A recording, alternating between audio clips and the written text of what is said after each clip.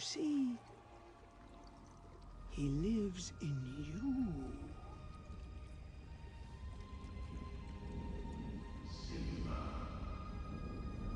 Father?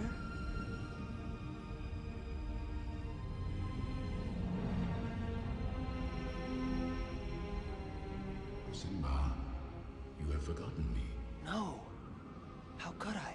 You have forgotten who you are, and so forgotten me. Look inside yourself, Simba. You are more than what you have become. You must take your place in the circle of life. How can I go back? I'm not who I used to be. Remember who you are. You are my son. Remember who you are. No! Please! Don't leave me! Remember. Father! Remember. Don't leave me.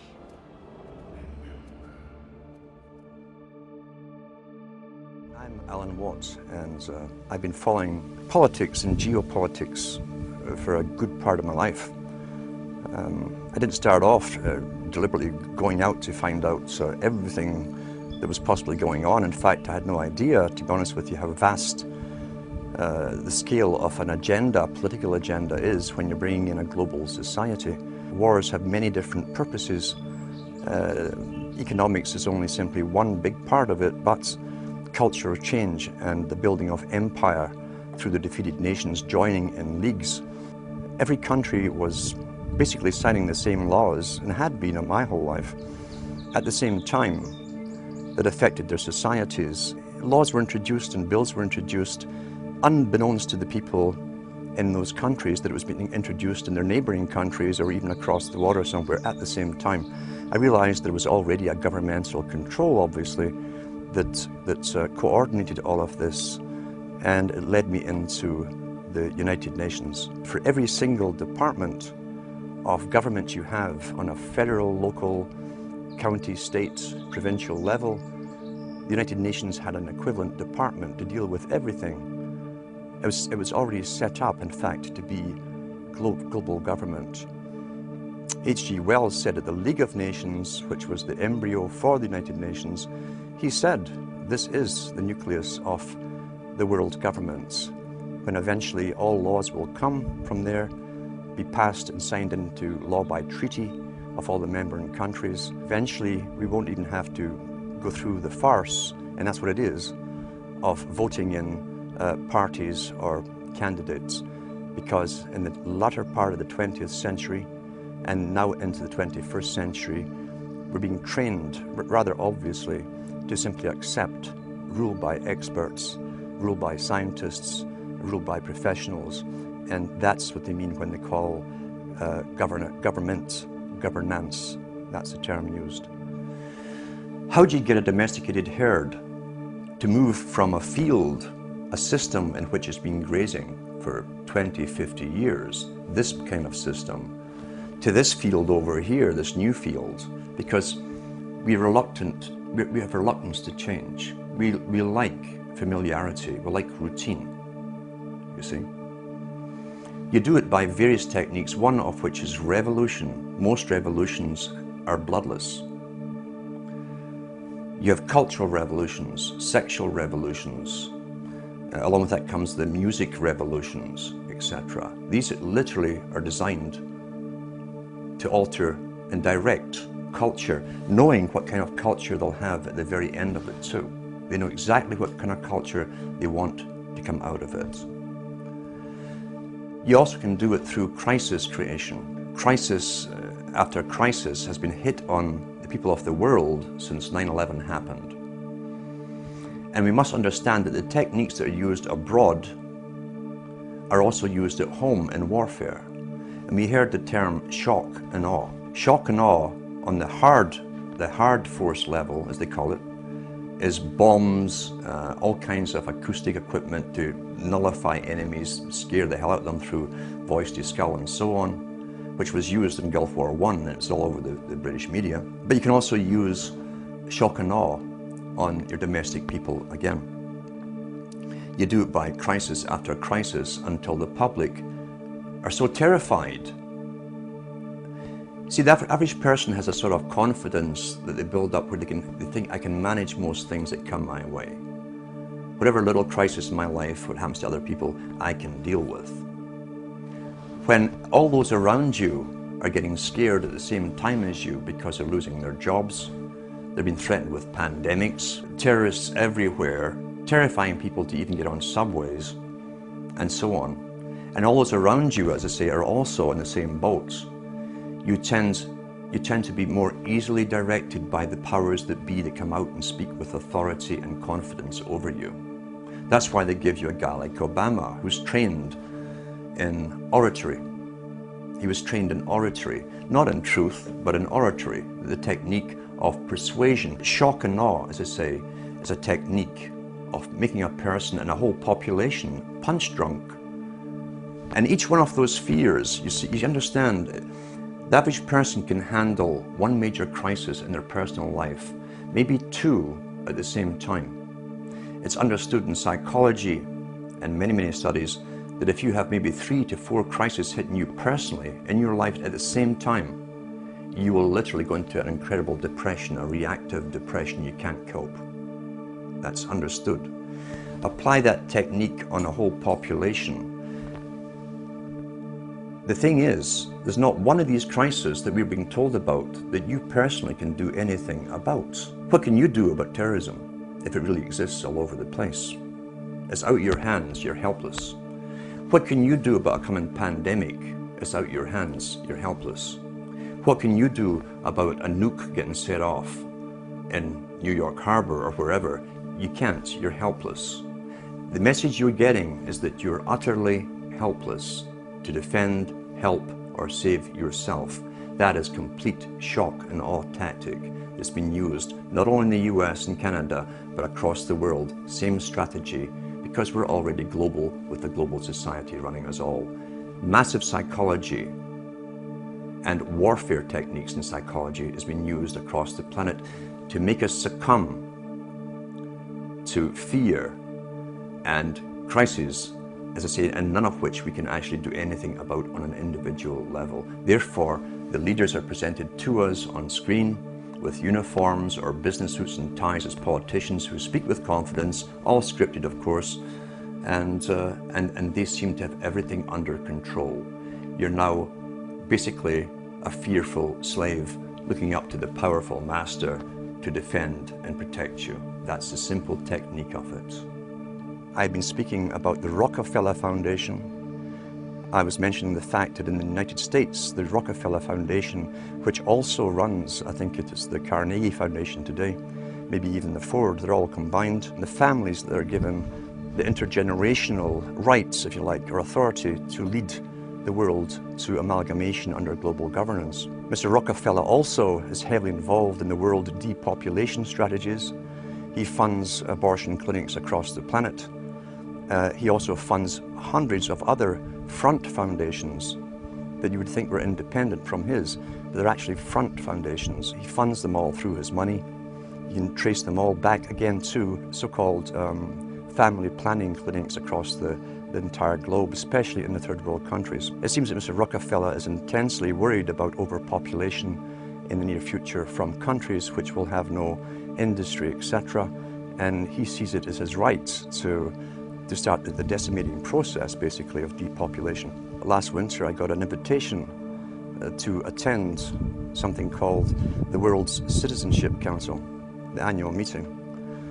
That kind of floored me because the head of the World Citizenship Council is Mr. Rockefeller himself.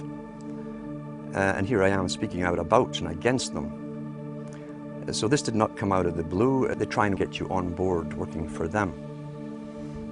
What was also more startling was they always give members maybe 15 minutes or 20 minutes to speak, and I was offered that to speak on stage to this world meeting. The world's citizenship idea is part of the old idea of Cecil Rhodes up into Lord Milner to the Royal Institute for International Affairs and the Council on Foreign Relations. Mr. Rockefeller is up on Google in some of his conferences giving out World Citizenship Awards to very famous people.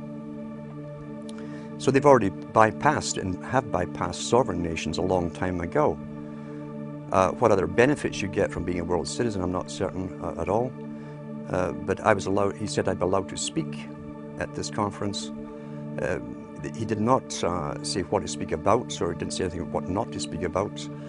And he also said that, this chairman, of course, who wrote to me, he also said that I'd be allowed to participate in the round table groups which come after. The round table society is very, very important because the round table societies were set up as far back as the Milner Society and the Rhodes Foundation. They came out with the first round table societies.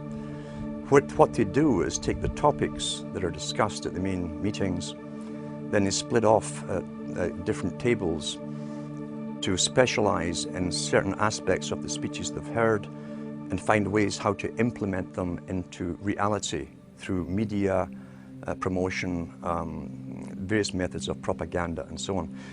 I did not attend. I was tempted to go just to see if they would ask me not to speak about certain things, but it was the middle of winter and the journey to this university would have been pretty hectic anyway, and I was so busy.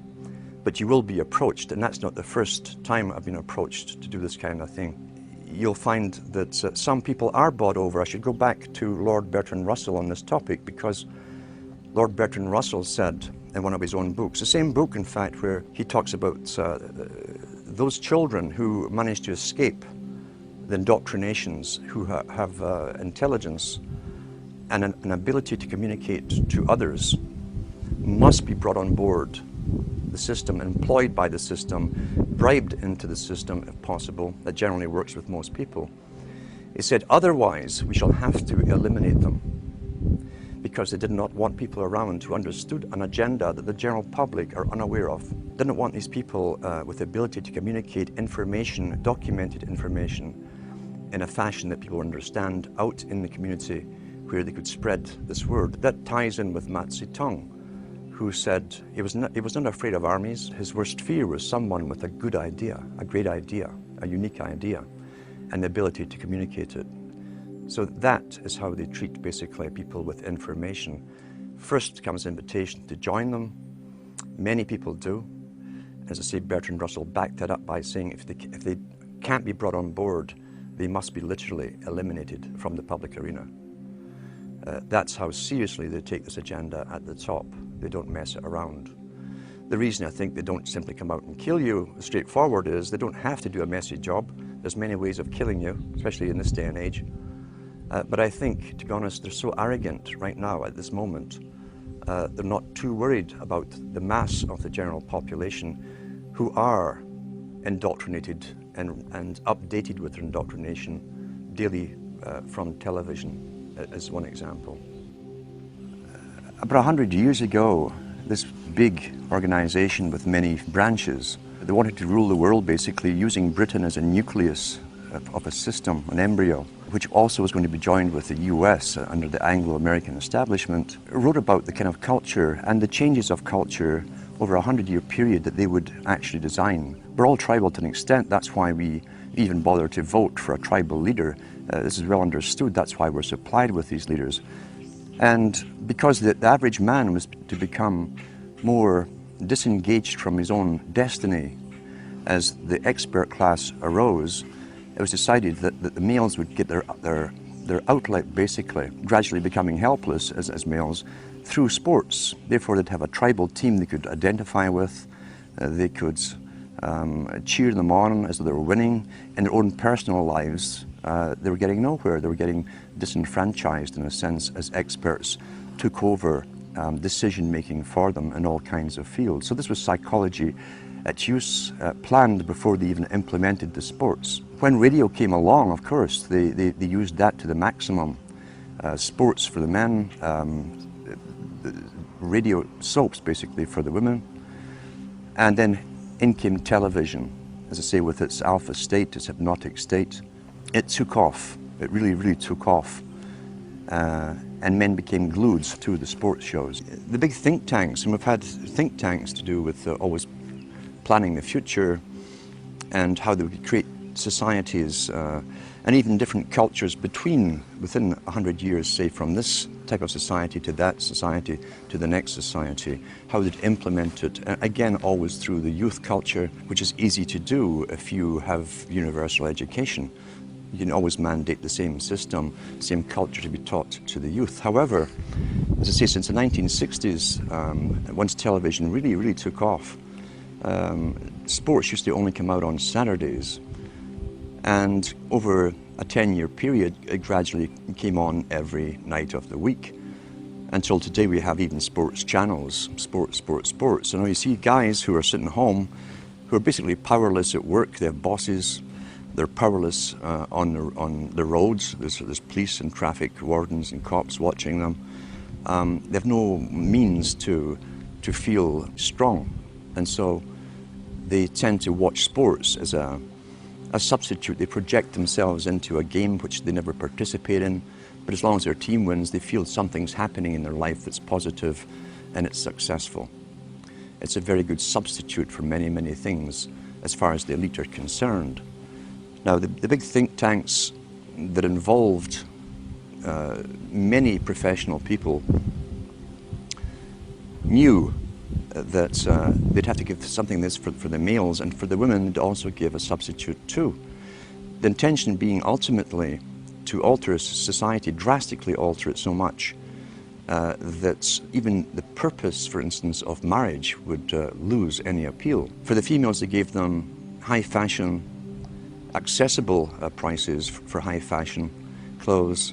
They brought in, people don't realize they brought in the miniskirt back in the 1920s during Prohibition. They brought in cocaine at the same time as along with the booze to get young people in. The idea being that if you're doing something illegal, it's very naughty. Youngsters love to break the rules, get together, we're all being naughty together. And sex and booze, coupled with coke being smuggled in at that time, had its desired effects, but not quite the way it was designed to have by those that planned that culture, the Bernays types. And Bernays was heavily involved in this. So they came out, as I say, with not sex and rock and roll, but sex in a form of jazz. The Charlton dance came in, the miniskirt came in, sex became rather rampant for the first time.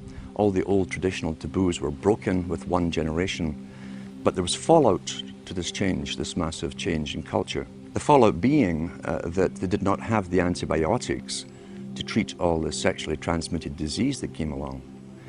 Secondly, they didn't have the legal abortion clinics to take care of the unwanted children that also were produced by hyper-promiscuity.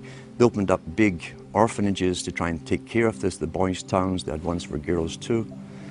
But there was so much backlash, especially in the United States, from the old Christian communities, that they had to tone it all down. It kind of flopped, as I say. Sexually transmitted disease became rampant, so did unwanted pregnancies and abortions.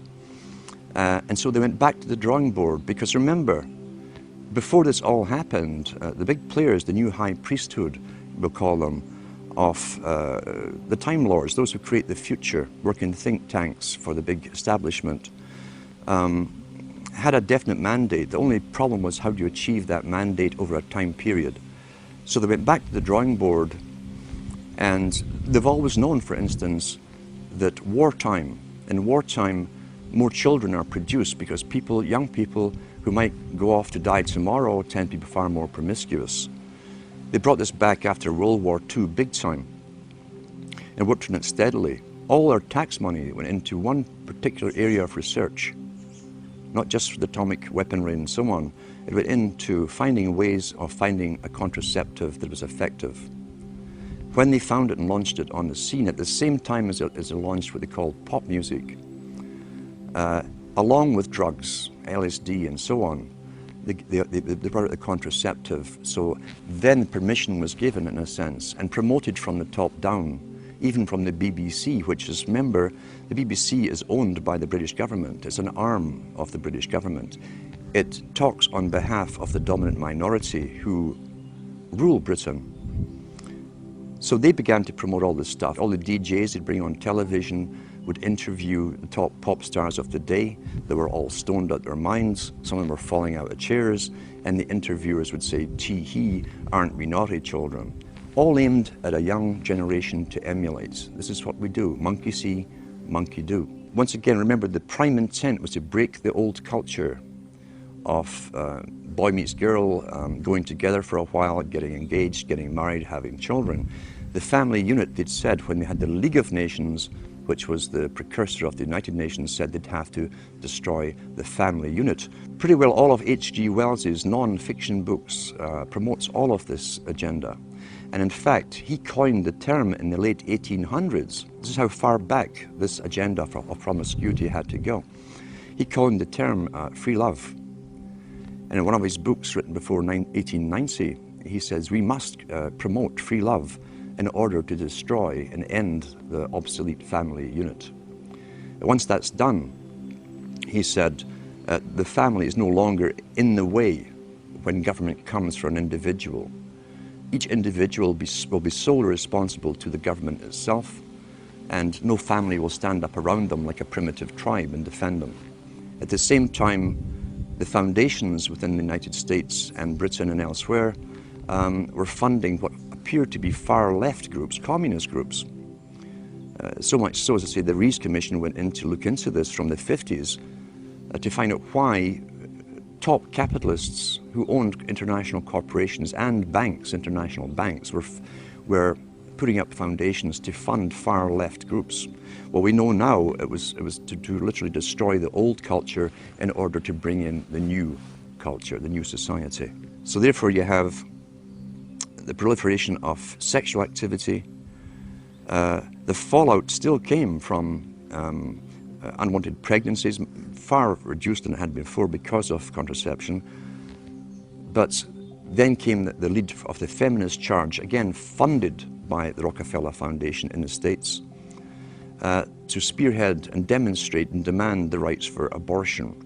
If they could get the public to devalue human life, and that's in the writings of Julian Huxley. He says if we can get society to devalue human life, he says, and take humanity off its pedestal as a supreme being on the planet, then, he said, we can bring in our controlled society with a workable population. Everything works within culture towards an agenda.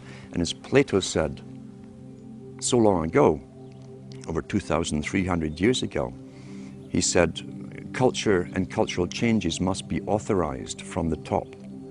If it's grassroots, truly grassroots, then it's outside of the elite's control, and ripple effects could occur, and it could spread anywhere. They couldn't control it, contain it anymore. Therefore, the major changes in culture, which Plato said came through drama and the emulation of actors, actresses, including fashions that they wore, and the music they heard, had to be strictly regulated and authorized from the top.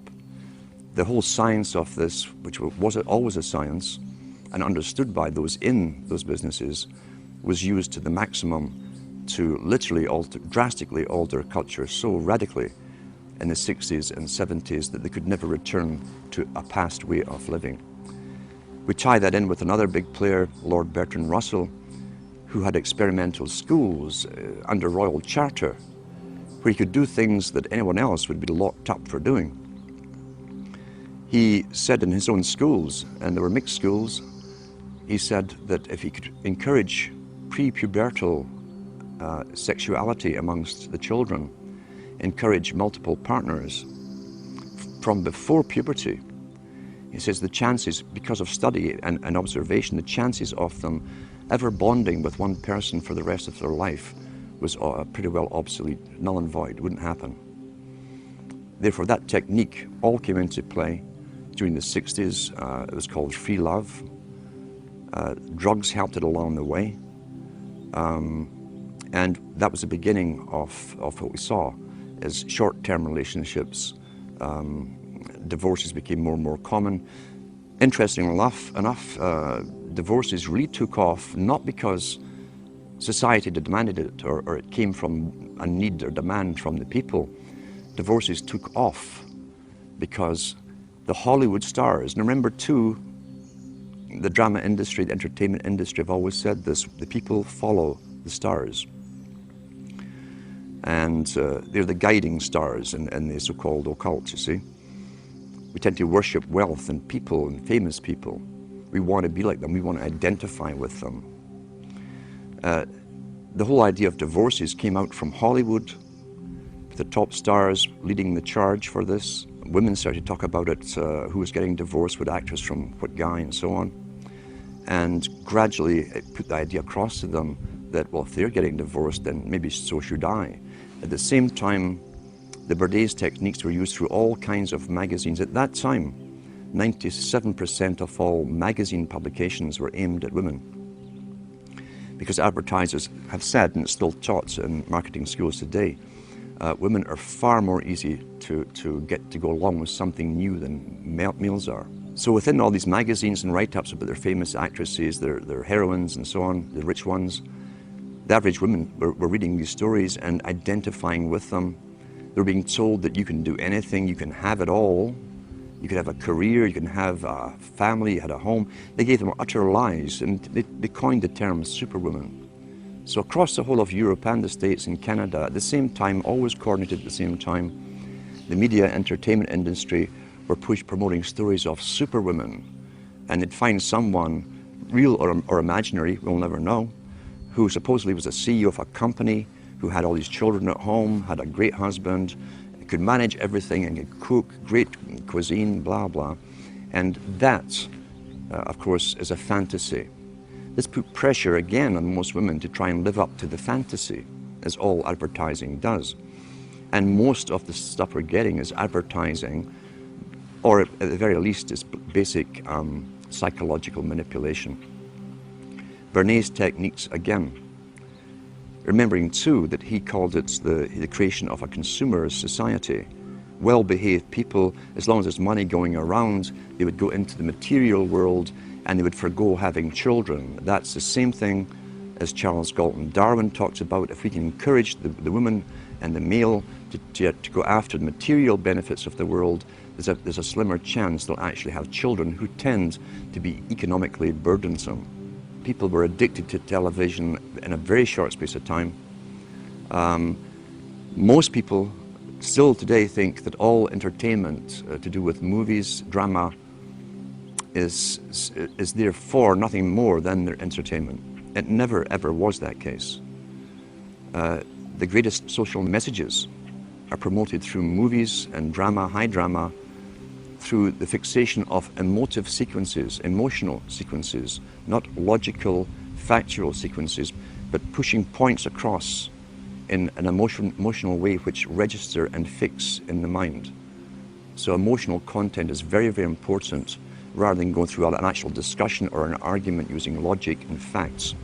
There's no debate. And when you're being downloaded through fiction, your guard is down, the censor part of your brain is not in action as you would in a debate or a lecture. You're actually in an alpha state being completely downloaded with new ideas. Very similar to a computer. And so therefore a culture industry, which is called by its own the culture industry. The Soviet Union had a department called the culture industry. Their actors and directors were called the cultural leaders. All you have to do is keep giving them new updates every so often, and you can change an entire country or a nation or a block of nations. We're all getting the same upgrades at the same time along certain paths. Today we call it political correctness. Most people want to belong to their peer group. They want to be the same as everyone else when it comes to opinions.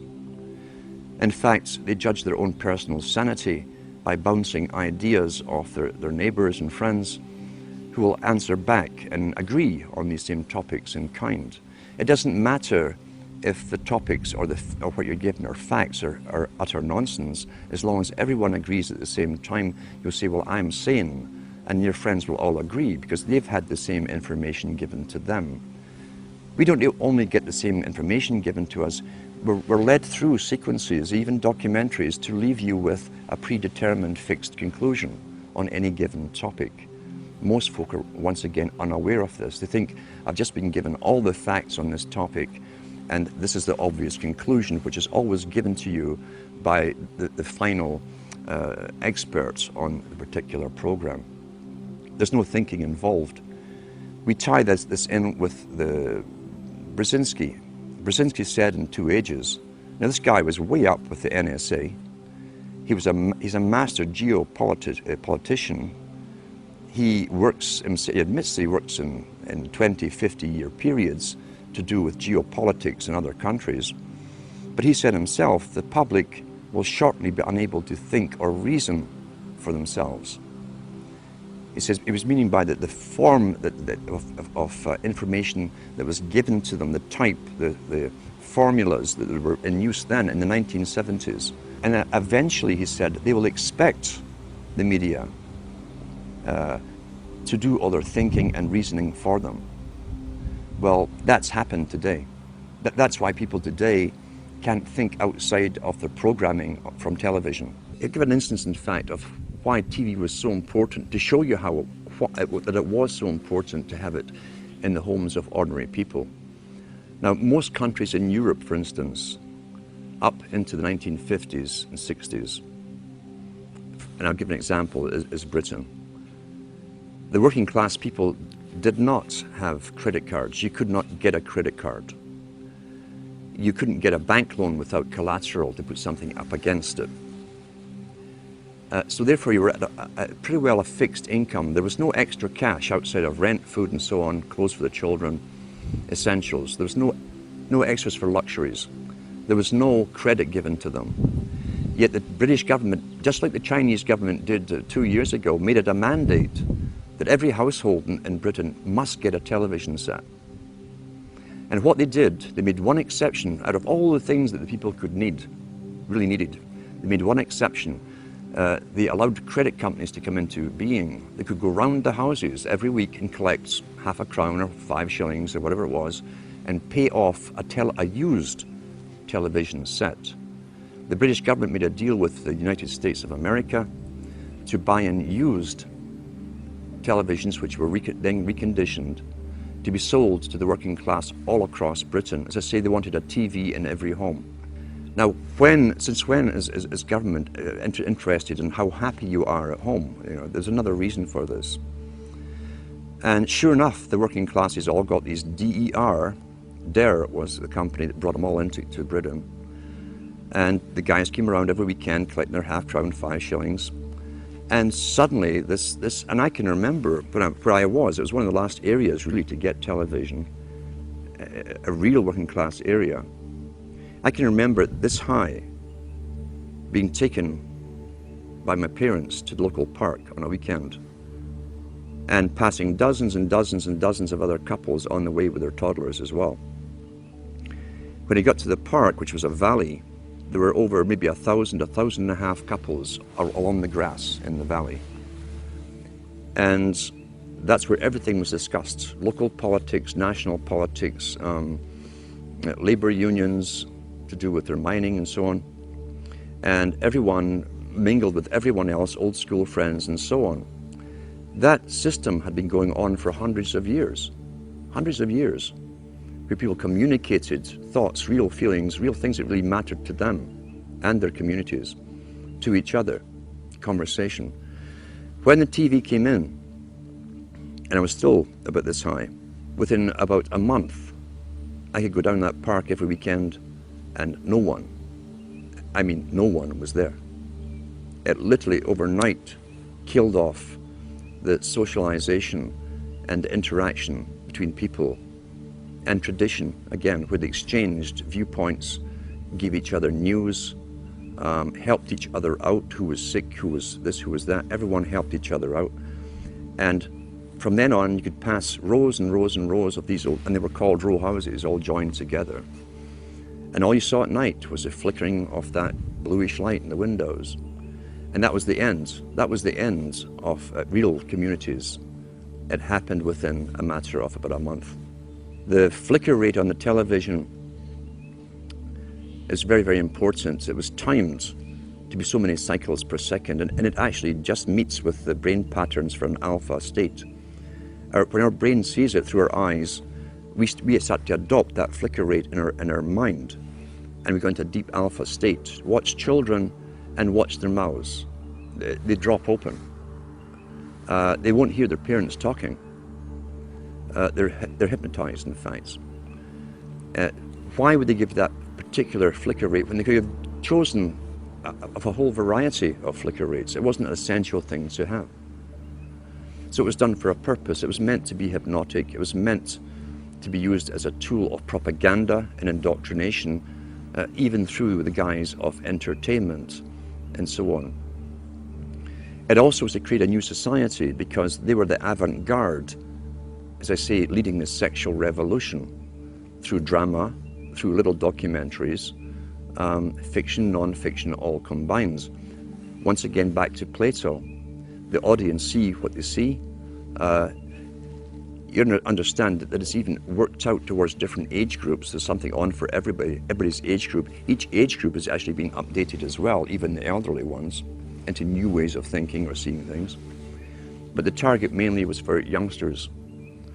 If we take one of the world's experts on propaganda, who is Jacques Ellul, who wrote extensively on how the mind works and how all entertainment, he said, that has to do with government programs such as police, detective stories, detective series, which contain little human dramas as the hook that you identify with, to make you watch the whole story. The child gets kidnapped, detective goes on a hunt, he goes through hell and fire to get that child back. You identify with the hero if you're a male, you'll identify with the heroine if you're female. And that's the hook to get you to watch them. But what he said was, all dramas to do with police, or even the military in movies, are pure propaganda. Pure propaganda. The human story is just the bait to make you watch through it, to get you to identify with it. Because once again, there's always a message left somewhere in the movie. It might even be a message that's against your own morality. It could be where the cop, for instance, does sleep with this beautiful woman while his wife was at home, and it's all part of the story, and even tell you why he did this. He was feeling down that day, blah, blah, blah. And so you've just again altered your viewpoints on how you yourself might behave in that situation. And that sometimes that kind of thing can be justified. That's how you're downloaded through entertainment. It's there to alter and direct and always upgrade into another step of the direction that the entire culture for someone else's purpose. Let's talk about the effects of the alpha state first of all. Recent articles I've even read on the air from various science studies show you that even when you switch off television, you remain in that alpha state for maybe 45 minutes to an hour, sometimes longer, depending on how long you've been watching it. With high definition, again, why would a president of a country mandate that all TVs had to go high definition? Is it because he really cares so much about your happiness?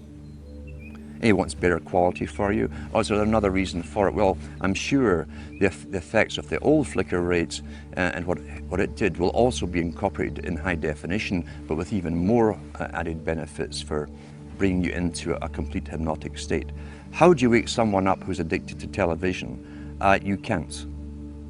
Very, very simple.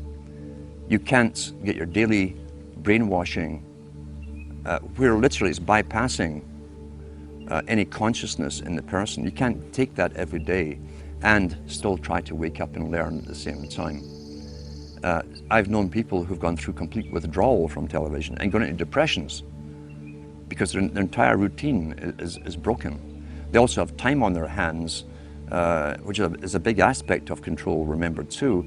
If you can take time away from a person who can think for themselves, who might say, oh, I'll go and read a book, I'll go and study something, or if you can take that time away from them and have them mesmerized in front of a television set, then you'll keep them dumb, stupid, compliant, and going along with the system. I always advise to people, if you know someone who's watching TV, it's quite simple to find out where they are mentally, psychologically, in the understanding of things. You can ask them a few simple questions.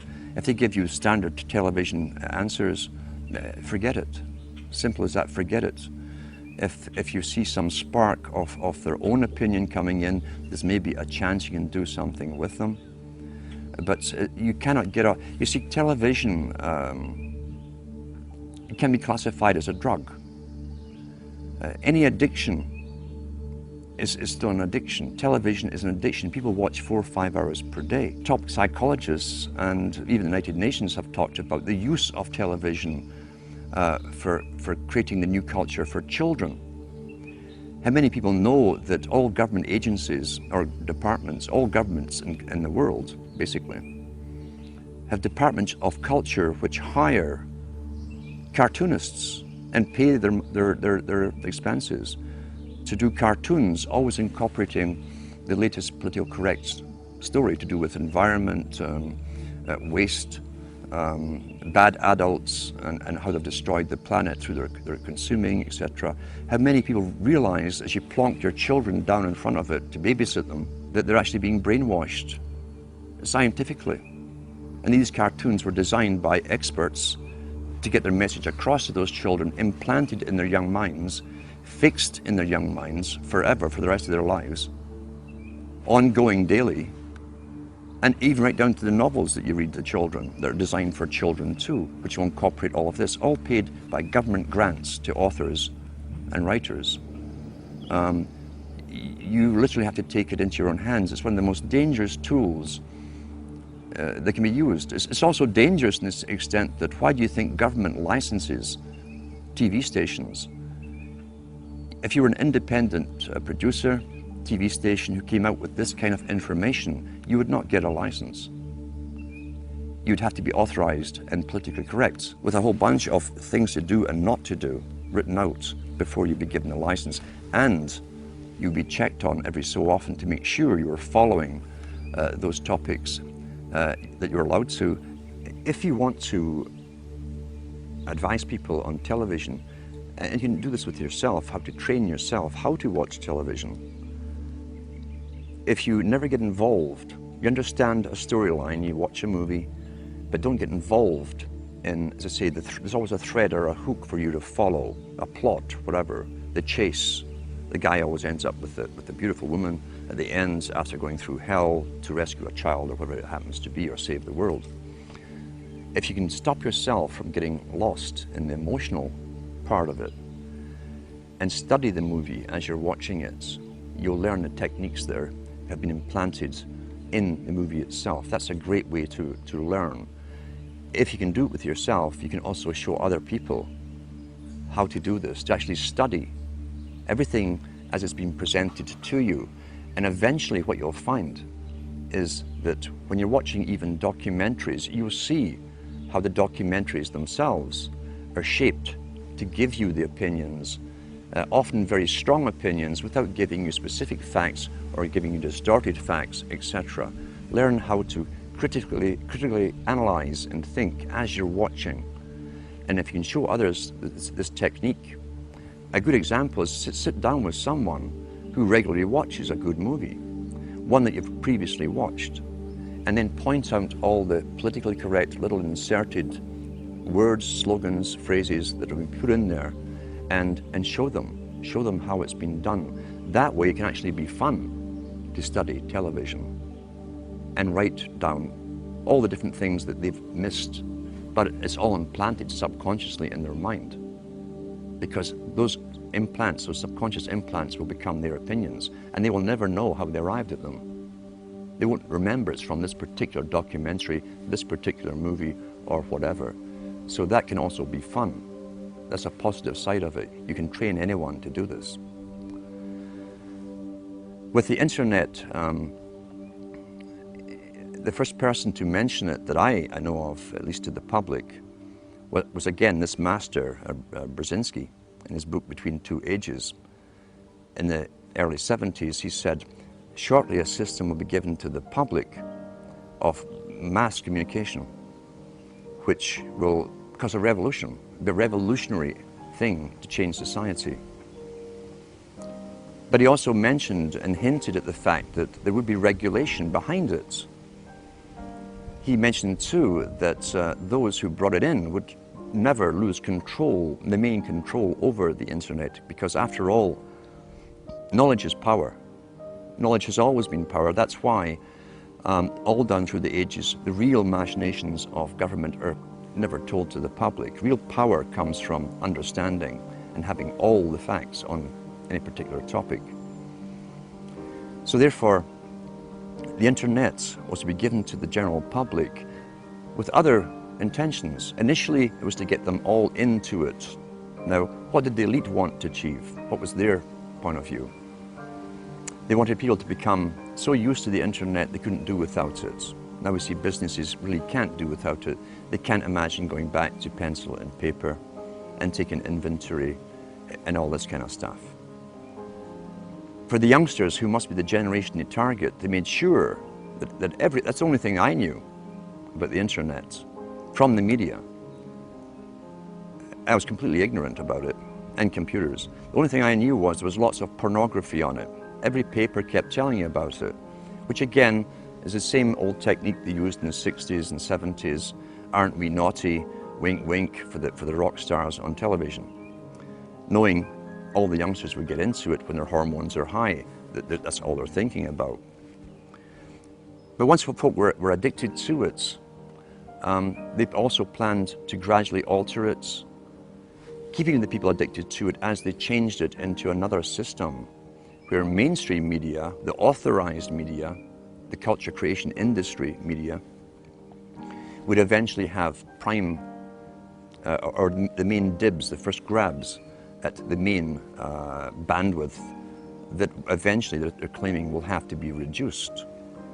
So in the meantime, there's never been a window of opportunity for the general public to use a medium to communicate to each other alternate news, verified facts to each other as we have at the moment. That eventually, supposedly, is going to be policed. They've had international meetings, the first one held in Canada, under the guise of the United Nations, or the auspices of the United Nations, to do with regulating and censorship of the internet. They have these meetings every year as they add more laws to it. We know the cloud system is to come in eventually. It's been all over the media in Britain, where you won't be able to store anything on a hard drive. You won't even need a hard drive eventually. Remote servers will have all your information for you. It will then be used as a form of punishment if you were politically incorrect in some form or another. Then you'll be cut off from accessing that server with all your data until you toe the line and behave yourself. Social control can be used through monetary penalizations, or through other penalizations like withdrawing you access from it. It definitely will be used for social control again, unless it's a backlash from the general public. And they do expect backlashes from people who have become used to looking into whatever site they wish to look at, or communicating whatever kind of information they want to each other. Now, along with the introduction of the internet, we've got to remember too, the government agencies also set up and promoted chat rooms and all the rest of it. And there are agents within this strange nether region called the internet whose job it is to infiltrate people who are coming together as groups, communicating on specific topics to do with political changes, and disrupting those groups. So already it's a battlefield, and they called it the cyber wars long before they even gave this internet to the people. It'd been an informational war, they said in all the papers. Therefore, government intelligence agencies would have to expand their roles with mandates to also be in this invisible world where they would manipulate various groups from within as well. There's also a lot of nonsense, of course, on the internet too, which can take you down conspiracy paths. I hate the term conspiracy because the government wants us to use it like we're some sort of hobbyists and some sort of kooks. I don't use the term.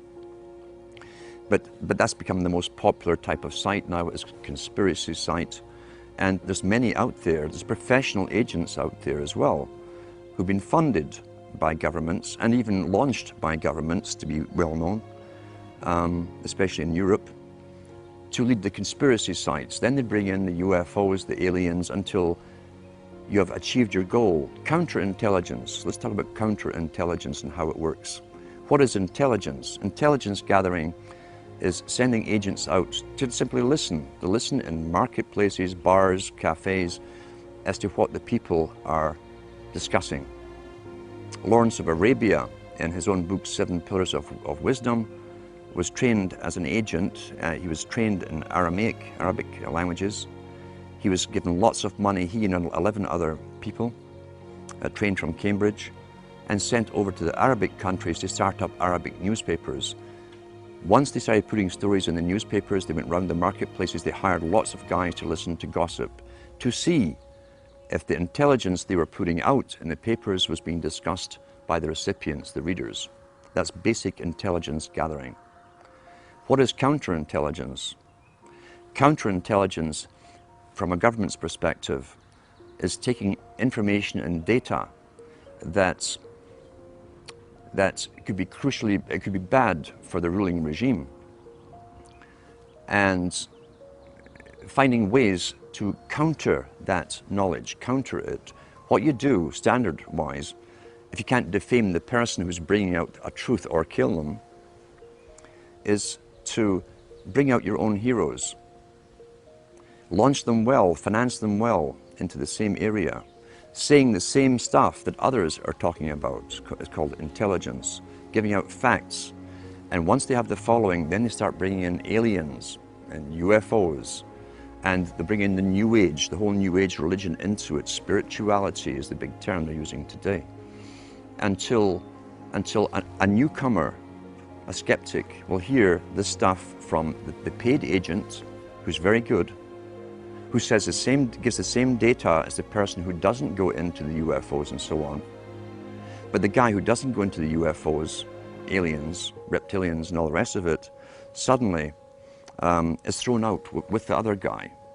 You're classified with them by association. Your topics are associated.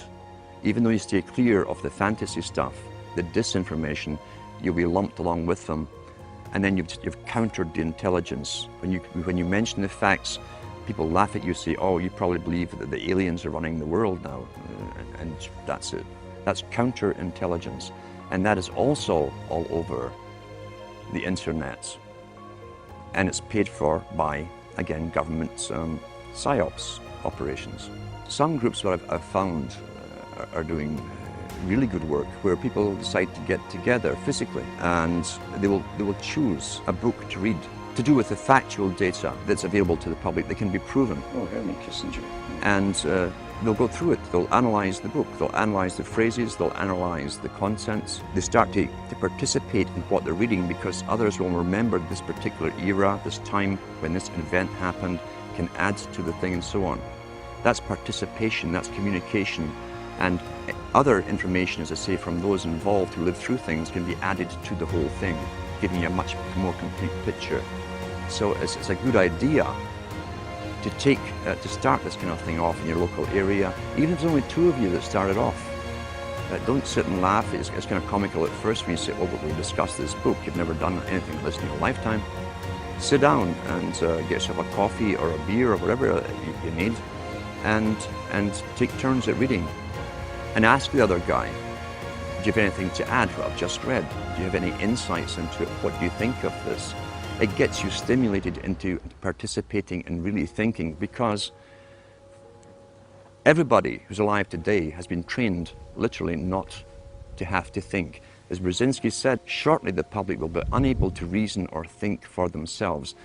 They'll expect the media to do their reasoning for them.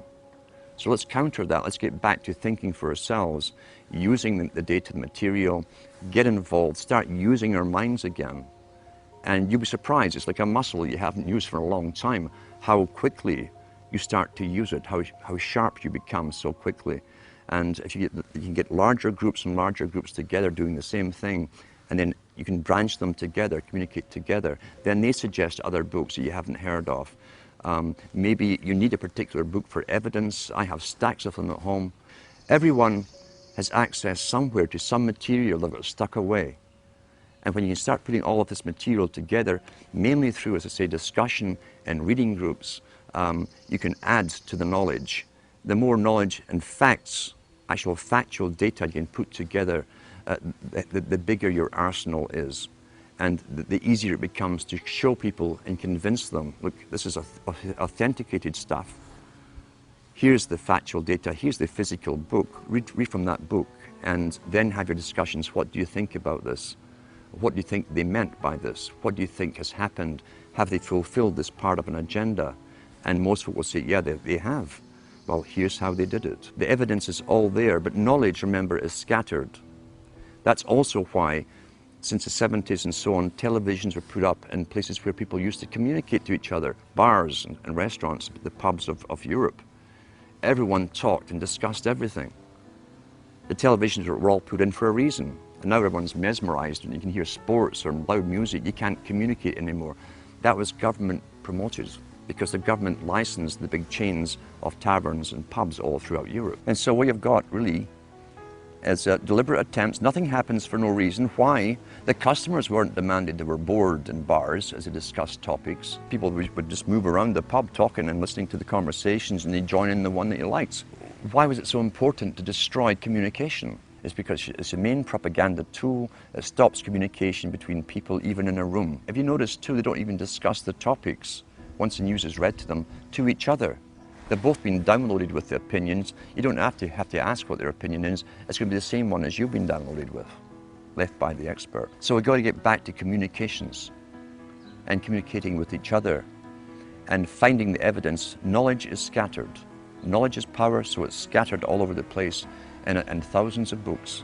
But when you can start these reading classes up and get other reading classes communicating with you, even through the internet, you can start putting the data, the factual data together, and so that you can present it to the public and bring in more and more members. Only knowledge and the will to use this knowledge is going to thwart the plans that have openly been made for us and declared from the elites at the top. The whole problem of being involved in a community can be a double-edged sword. We know, for instance, that commutarianism is a term used first by Bush Sr., talking about the collectivist society coming in. The United Nations has us all split up into communities. It's promoted through local TV. Even Sudbury here has your community. This is your local community. Be involved in your community. They're talking about a politically correct community. That's the problem. Government really penetrated and altered and distorted and changed society through communities. Not just with television, which has certainly destroyed the community spirit. The intent of governments, and this is how abusers work too. Abusers work with the same technique because they want power over a victim. The abuser will come in and take care initially of problems of the abused. Often the problems are the very outcome of what the abusers have been doing to the victims in the first place. Governments came in with welfare, for instance, a long time ago, in all countries about the same time. At one time, families helped each other out. You didn't need welfare. If someone lost their job, everyone chipped in. You didn't condemn the family member for being unemployed or ill or whatever, or losing their job. Families helped each other. Now, the family, remember, is still really the smallest nucleus of a tribe. And then government came in with unemployment insurance, which they took off you, but nothing was for free. And gradually over time, when people became unemployed or even sick for a while and couldn't work, I heard people even say to their own relatives, well, go to welfare, that's what they're for. There are social agencies to deal with this. Until today, we're in a sad state where even close relatives won't help each other out. They expect the government, the abuser, the government is the abuser, they expect the government to take care of all financial problems for the unfortunate victims. And they stop helping each other out. We've got to start reclaiming the rights to, and you can do it personally with people you know, to help other people out and start countering the government's mandate, because the government's mandate is for control over the victims, not to help the victims. Those who fall under that particular level into the welfare state have their lives run by government agencies and social workers. That's what Huxley says. He says that they won't need their survival capabilities. Russell said the same thing, because the government is taking care and making all their decisions for them. In order to help you, it's really to take you over and have you obeying them and their system. That's what you're up against, a planned war strategy, making them dependent upon government services, not their family units, not their brothers and sisters, their fathers and mothers, but on the state itself. We've got to counter that and become involved again in the lives of those around us and have our own true communities. It doesn't matter if there's only 5 of you in a community, even if you live in a town or a city, that's your own little community where you all have something in common. What it really is gaining knowledge for your own and others' self-preservation and survival into the future.